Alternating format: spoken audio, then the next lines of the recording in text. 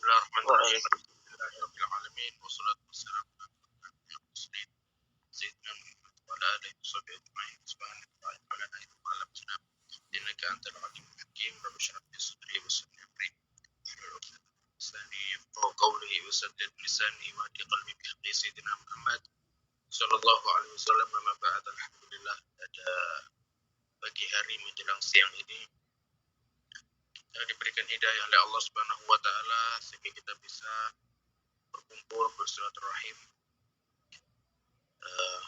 di bulan Ramadan ini, alhamdulillah, dengan tujuan yang baik, yaitu mengadakan kajian online membahas suatu hal yang bermanfaat insyaallah untuk kemaslahatan usaha dunia dan akhirat kita insyaallah. Ya, tema yang akan dibahas adalah tentang memetik indahnya cinta Allah di bulan Ramadan.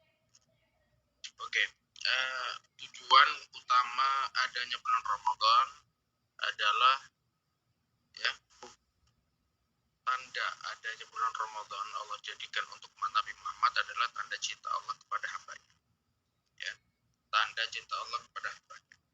Jadi Allah Subhanahu wa taala menjadikan dari sekian 12 bulan, ya, dari sekian adanya 12 bulan dari Allah Subhanahu wa taala, Allah menyediakan satu bulan yang paling istimewa yang Allah sediakan untuk hamba-hambanya yang beriman agar bisa semakin mendapatkan banyak hal di bulan tersebut. Mungkin di 11 bulan lainnya dia sulit untuk mendapatkan pahala, dia sulit untuk mendapatkan ampunan, dia sulit mendapatkan rahmat dari Allah Subhanahu wa taala. Mungkin dia sudah ditentukan atau sudah dipastikan akan masuk neraka gara-gara maksiat yang dia lakukan. Namun Allah Subhanahu wa taala tetap rahmatnya itu lebih besar daripada kemurkaannya. Ya, rahmat Allah, kasih sayang Allah itu lebih dikedepankan daripada kemurkaan. Jadi Allah siapkan bulan Ramadan ini untuk kita para pendosa. Ya, jadi Ramadan itu justru bukan untuk orang-orang ahli ibadah, gitu ya. Jadi orang ahli ibadah itu ya mereka sudah cukup dengan ibadah-ibadah mereka sebelum bulan Ramadan pun mereka sudah bersemangat ibadah. Sebelum Ramadan ini memang harusnya itu untuk kita yang para pendosa, ya, untuk kita orang-orang yang masih krisis pahala, gitu ya, kita yang masih kurang di pahala kita. Jadi kita perlu untuk banyak menggali pahala, banyak menggali hal baik di bulan Ramadan. Allah sediakan itu, ya. Karena apa? Di bulan Ramadan Allah Subhanahu wa taala disebutkan dalam hadis Nabi, ketika masuk bulan Ramadan semua pintu surga dibuka oleh Allah. Kemudian semua pintu neraka ditutup oleh Allah. Kemudian para syaitan dibelenggu, diikat oleh Allah Subhanahu wa taala, dan setiap amal baik itu dilipat gandakan pahalanya oleh Allah Subhanahu wa taala, ya. Dan juga begitu juga dengan dosa dilipat gandakan juga oleh Allah Subhanahu wa taala, ya. Nah, maka ini menjadi satu tanda bahwasannya bulan Ramadan adalah bulan yang mulia dan bulan yang disiapkan untuk Nabi Muhammad SAW. Ya, termasuk kenapa dosanya juga dilipat gandakan, biar umat manusia lebih aware, lebih takut dengan maksiat, gitu ya, sehingga dia tidak berani untuk bermaksiat di bulan Ramadan, sehingga karena apa? Karena dosanya dilipat gandakan oleh Allah Subhanahu wa taala, gitu ya. Oke. Lalu itu tadi ada beberapa hal yang bisa kita petik di bulan Ramadan ini agar kita bisa semakin dekat kepada Allah Subhanahu wa taala. Karena memang Ramadan ini, ya, seperti yang saya katakan tadi, untuk kita para pendosa, untuk kita para orang-orang yang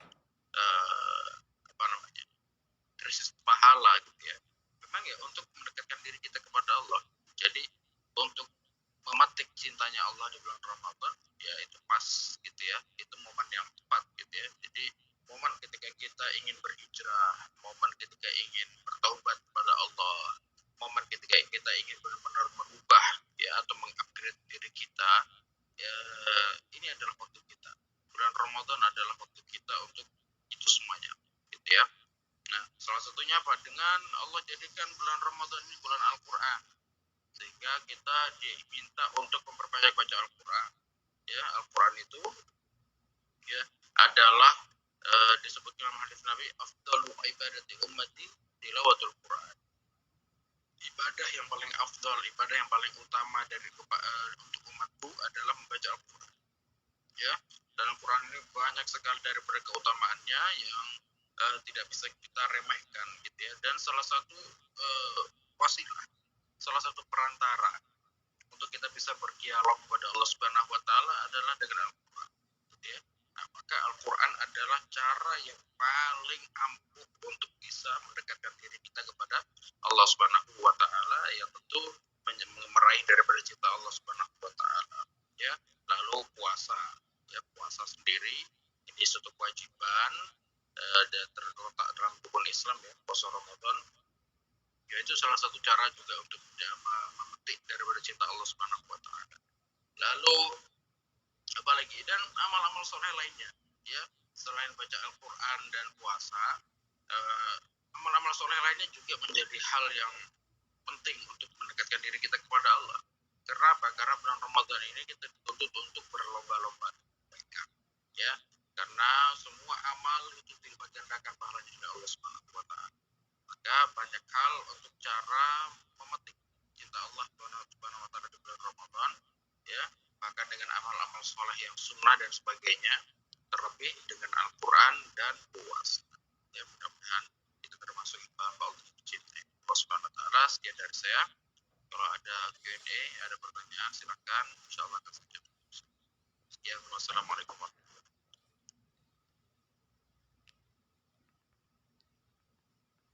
Masya Allah.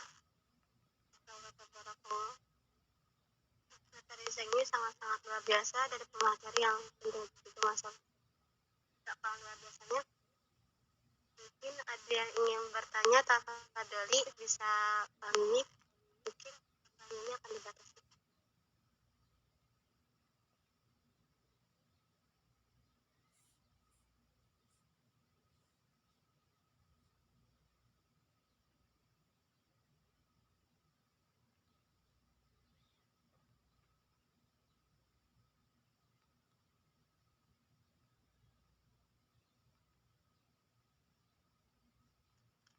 Teman-teman ada yang ingin bertanya?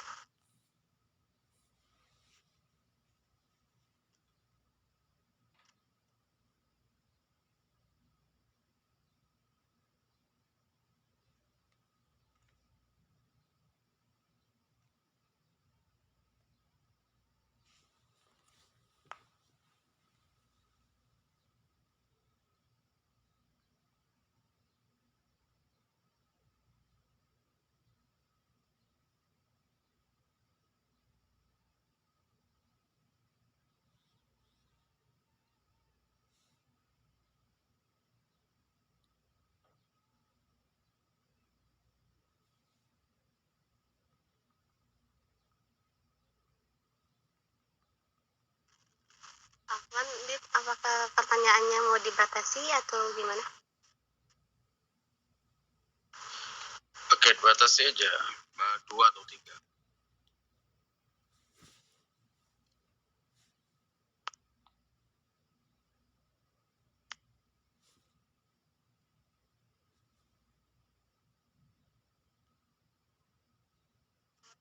Di kolom chat ya.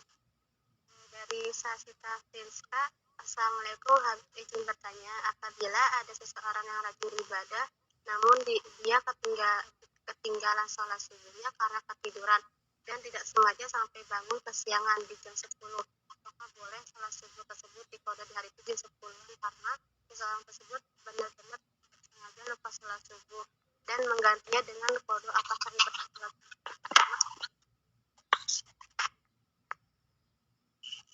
Oke, nggak ada masalah karena kodok itu bebas waktunya, ya bebas waktunya. Jadi kapanpun mau dikodok boleh, tapi diusahakan untuk segera. Jika kita sadar bahwa kita mengerjakan sholat, maka langsung dikodok. Itu lebih abdul, lebih utama, ya. Nah, gitu. Jadi kodok kapanpun boleh.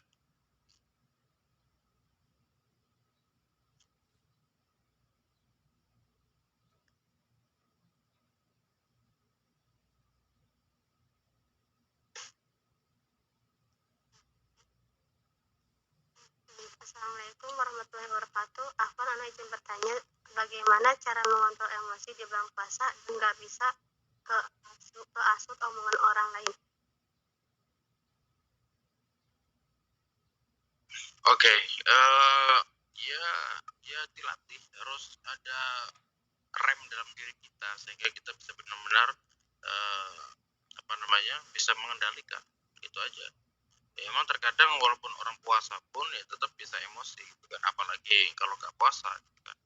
Ya tetap harus bisa dikendalikan dengan baik, ya itu tergantung kreativitas hati masing-masing, ya harus bisa mengendalikan sendiri. Jadi harus ya sudah, tahan, sabar ya begitulah, ya. Ya jangan sampai kepancing, ke trigger dan sebagainya.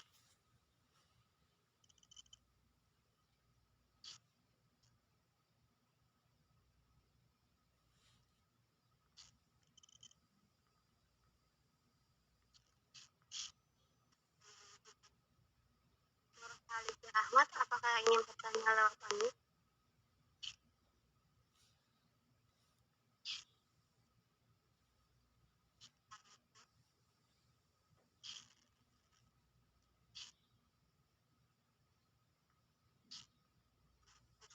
Satu pertanyaan lagi ya, Dit.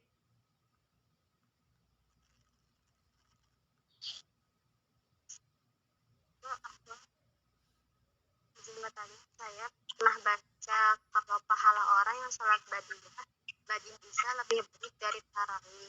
Nah, saya imam nggak sholat badiah Isya, jadi saat imam niat sholat tarawih, saya niatnya sholat badiah Isya. Itu apakah boleh? Tidak. Nggak apa-apa, memang Badi Aisyah itu lebih utama daripada tarawih, ya. Jadi jangan sampai kita meninggalkan Badi Aisyah gara-gara tarawih. Tapi banyak cara. Jadi kalaupun nggak pakai cara yang begitu, jadi sholat tarawih pertama itu dibuat Badi Aisyah, ya. Tapi sebenarnya bisa Badi Aisyah itu dilakukan setelah sholat tarawih. Jadi menurut saya nggak apa-apa, jadi ikut tarawih aja mulai dari pertama sampai akhir, ya, walaupun nggak didahului dengan sholat Ba'di Aisyah. Nanti setelah tarawih dan witirnya selesai, baru kita sholat Ba'di Aisyah, itu bisa, ya, bisa begitu.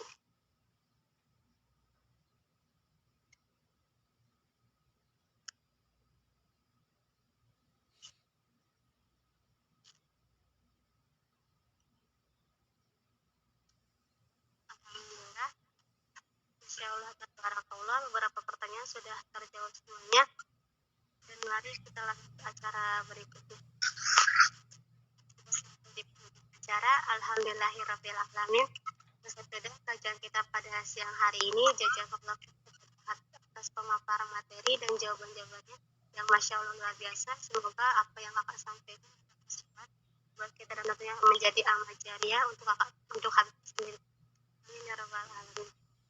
Jazakallah khairan katsiran kepada teman-teman yang masih stay dari awal hingga akhir. Semoga ilmu yang kita dapatkan yang ini bisa kita amalkan di kehidupan sehari-hari kita. Alhamdulillah, terima kasih teman-teman semua.